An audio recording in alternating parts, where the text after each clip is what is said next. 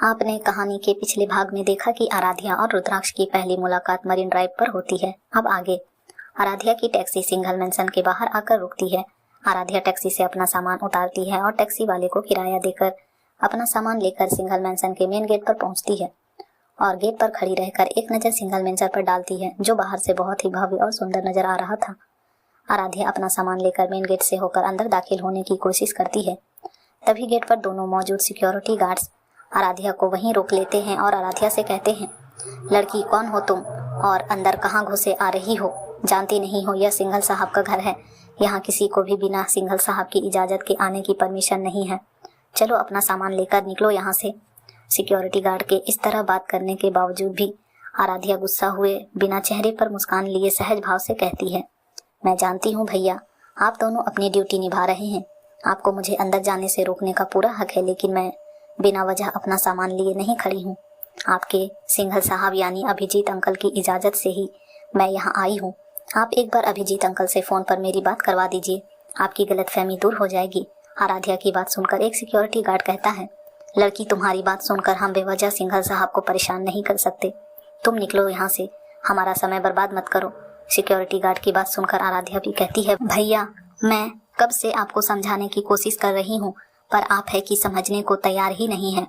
तो ठीक है, आप जब तक अभिजीत अंकल से मेरी बात नहीं करवा देते मैं यही गेट पर बैठी रहूंगी, कहीं नहीं जाऊंगी यहाँ से। आराध्या की बात सुनकर दोनों सिक्योरिटी गार्ड्स आपस में बात करते हैं और फिर आराध्या से कहते हैं, ठीक है लड़की, हम सिंघल साहब को फ़ोन लगाकर तुम्हारे बारे में बताते हैं।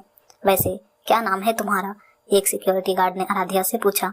आराध्या कहती है, अभिजीत अंकल से कहिएगा कि उनके बचपन के दोस्त परेश भाई की बेटी आराध्या आई है। सिक्योरिटी गार्ड्स कहता है, ठीक है करता हूँ फ़ोन। सिक्योरिटी गार्ड्स पास ही केबिन में जाकर टेलीफोन से अंदर अभिजीत साहब को फ़ोन लगाता है। अभिजीत फ़ोन उठाते हैं।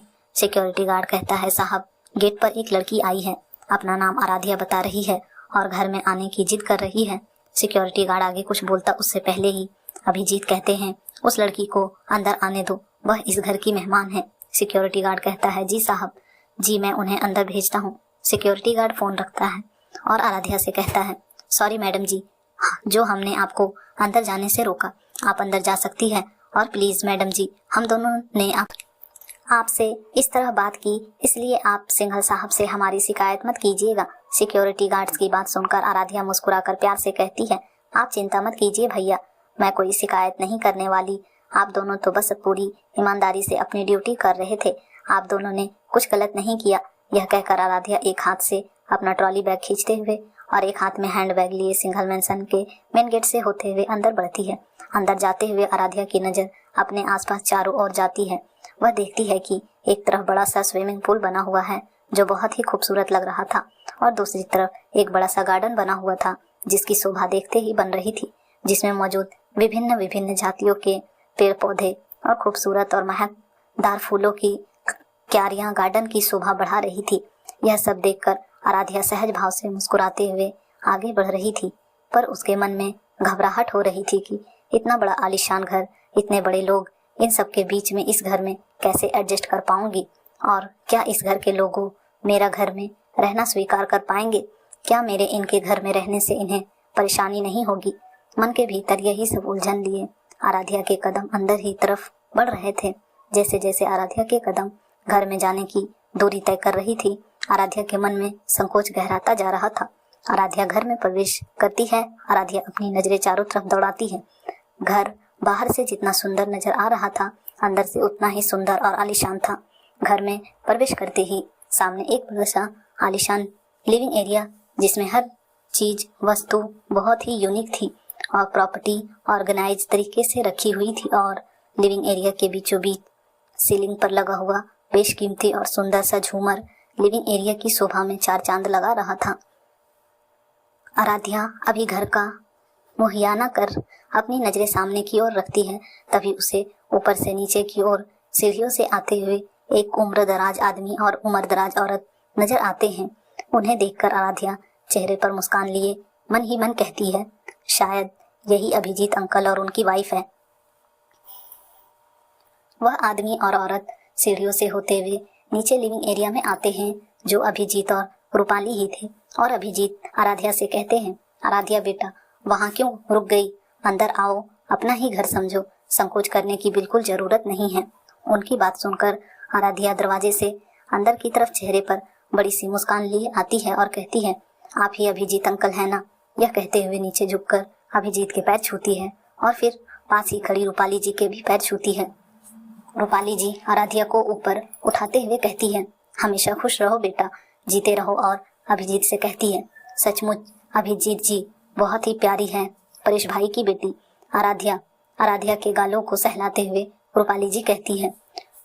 रूपाली की बात सुनकर अभिजीत कहते हैं, हाँ रूपाली प्यारी तो है, साथ ही साथ बहुत ही संस्कारी भी है, जो आते ही हम दोनों के पैर छू लिए। यह परेश और भाभी जी के ही दिए हुए संस्कार है। अभिजीत आराध्या से कहते हैं, बेटा सफर के दौरान कोई समस्या तो नहीं हुई ना? और हमारे सिक्योरिटी गार्ड ने तुम्हारे साथ कोई बदतमीजी तो नहीं की? आराध्या चेहरे पर मुस्कान लिए कहती है, नहीं अंकल, कोई प्रॉब्लम नहीं है और किसी ने मेरे साथ कोई बदतमीजी नहीं की। अभिजीत कहते हैं, ठीक है आराध्या बेटा, वैसे मेरा बचपन का दोस्त परेश कैसा है, ठीक तो है ना? वह और मुझे याद तो करता भी है ना कि नहीं? आराध्या कहती है, अंकल पापा बिल्कुल ठीक है और वह आपको बिल्कुल भी नहीं भूले। वह हमेशा घर में सभी से आपका जिक्र किया करते हैं। वह आपकी और उनकी बचपन की दोस्ती के किस्से सबको सुनाते रहते हैं। अभिजीत कहते हैं, मतलब मेरा दोस्त मुझे अब भी याद करता है जैसे मैं उसे याद करता हूँ? रूपाली जी कहती है, हाँ आराध्या बेटा, अभिजीत भी हमेशा परेश भाई और उनकी बचपन की दोस्ती के किस्से मुझे सुनाते रहते हैं और अब तुम आ गई हो तो तुम्हें भी जरूर सुनने को मिलेंगे। यह सुनकर आराध्या के साथ साथ रूपाली और अभिजीत के चेहरे पर बड़ी सी मुस्कान आ जाती है। रूपाली जी आराध्या से कहती है, आराध्या बेटा, वैसे इसे अपना ही घर समझना और हमें अपना परिवार, तुम्हें यहाँ किसी भी बात का संकोच करने की जरूरत नहीं है। अभिजीत कहते हैं, हाँ आराध्या बेटा, तुम्हें इस घर में कोई प्रॉब्लम नहीं होगी, यह तुम्हारा अपना ही घर है और अगर किसी भी बात की प्रॉब्लम हो तो मुझे और रूपाली जी को बिना संकोच बता दीजिएगा। आराध्या कहती है, जी अंकल, मुझे आपसे और आंटी जी से मिलकर बिल्कुल अपने माँ और पापा से मिलने जैसा सुकून महसूस हुआ है। आराध्या की बात सुनकर अभिजीत और रूपाली भावुक होते हुए आराध्या के माथे पर हाथ फेरते हैं और अभिजीत आराध्या से कहते हैं, आराध्या बेटा चलो चलकर डिनर कर लो हमारे साथ और साथ ही साथ घर के बाकी सदस्यों से भी मिल लेना। आराध्या कहती है, जी अंकल।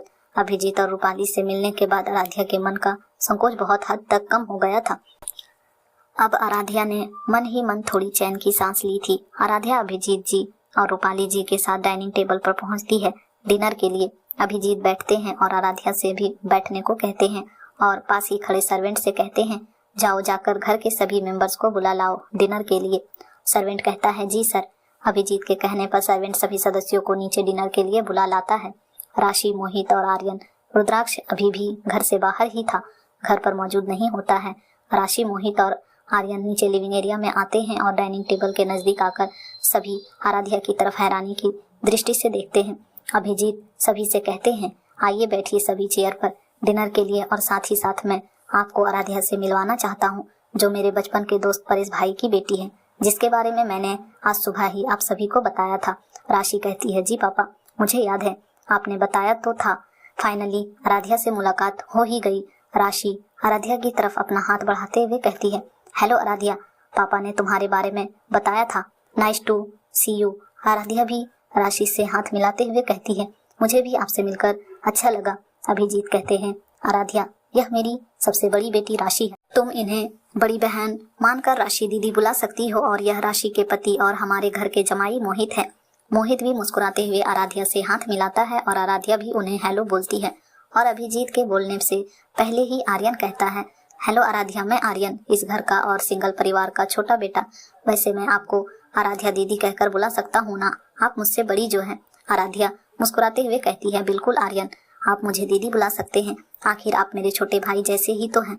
और मैं राशि जी और मोहित जी को राशि दीदी और मोहित भैया कहकर बुला सकती हूँ ना। राशि दी और मोहित भैया। राशि कहती है, बिल्कुल आराध्या, तुम मुझे दीदी कह सकती हो। और मोहित कहता है, भाई मुझे भी कोई ऐतराज नहीं है, अगर आराध्या मुझे भैया बुलाती है तो। यह सुनकर आराध्या और सभी घर वाले मुस्कुराने लगते हैं और घर में हंसी खुशी का माहौल बन जाता है। सभी साथ में बैठकर डिनर करते हैं। आराध्या भी मन ही मन सोचती है, अभिजीत अंकल की फैमिली तो सचमुच बहुत ही अच्छी है। मैं खामखा घबरा रही थी। सचमुच सभी लोग बहुत ही प्यारे हैं। पापा का डिसीजन सही था कि मैं अभिजीत अंकल के घर पर ही रहूं, जिससे मुझे फैमिली की कमी महसूस ना हो। आराध्या को देखते हुए रूपाली जी भी मन ही मन सोचती है, आराध्या बहुत सुंदर और संस्कारी लड़की है। इसके आने से घर का माहौल कितना खुशनुमा हो गया है। अगर ऐसी ही लड़की मेरे रुद्र की लाइफ में आ जाए तो शायद मेरे रुद्र को मिहिका की यादों से बाहर निकाल सके। डिनर होने के बाद रूपाली जी सर्वेंट से कहती है, जाओ जाकर आराध्या को उनका कमरा दिखा दो, जो रुद्राक्ष के कमरे के पास वाले कमरे को छोड़कर दूसरा ही है, जो मैंने सुबह ही दूसरे सर्वेंट से कहकर क्लीन करवा लिया था। रूपाली के मुंह से रुद्र का नाम सुनकर आराध्या सोचने लगती है, यह रुद्र कौन है? सभी घर वालों से तो मिल चुकी हूँ, पर रुद्र नाम का तो कोई नहीं था। इनमें से आराध्या अपने सोच में ही थी कि तभी रूपाली जी आराध्या के पास आकर कहती है, आराध्या बेटा, अब तुम जाकर आराम से सो जाओ अपने कमरे में। सफर के दौरान थक गई होगी ना, मैंने सर्वेंट से कह दिया है, वह तुम्हें अपना कमरा दिखा देगा। आराध्या कहती है, जी आंटी। सर्वेंट आराध्या का सामान लेकर सीढ़ियों से ऊपर की ओर जाता है और आराध्या उसके पीछे पीछे जाती है। सर्वेंट आराध्या के रूम का दरवाजा खोल सामान अंदर रखता है और गुड नाइट बोलकर वहां से चला जाता है। आराध्या रूम को देखती है।